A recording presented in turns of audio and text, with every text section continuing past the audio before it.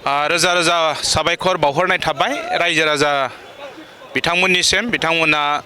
दिनैनि बे जोबथा बादायलायनायाव लोब लोब फैनानै जोंखौ मदद होफैबाय आरो भबिष्यतेबो रायजो राजानि बेबायदि हेफाजाबखौ जों लुबैदों आरो बेबायदि रायजो राजाफोरा जोंजों सहाय खालामोब्ला निश्चय जोङो मोजांसिन बे टुर्नामेन्टखौ फाथिनो हागोन होननानै जोंहा बिसास दोङो। दिनैनि बे जोबथा बादायलायनायाव जोंहा बाहागो लाफैदों जोंनि आसामनि केबिनेट मिनिस्टार चरण बर' आरो लोगोसे जोंनि UDSAनि गाहाय आफादगिरि थामहिनबा BTCनि डिपुटि चिफ रेहन दैमारि बिथां आरो लोगोसे EM लोमस्राव दैमारि आरो प्रेस मोसाहारि बिथांमोना दिनैनि बे जोबथा हाबाफारियाव बाहागो लाफैबाय आरो बिथांमोनखौ जों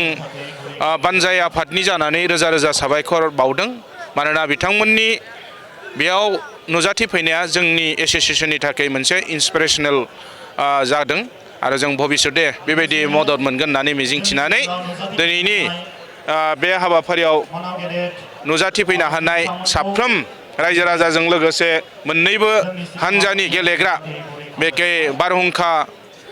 FCनि गेलेग्रा आरो दिल्ली गढ़वाल FCनि गेलेग्रा बिथांमोननिसिम साबायखर बावनाय थाबाय आरो रेफारि बिथांमोननिसिमबो साबायखर बावहरनाय थाबाय। गोजोन्थों।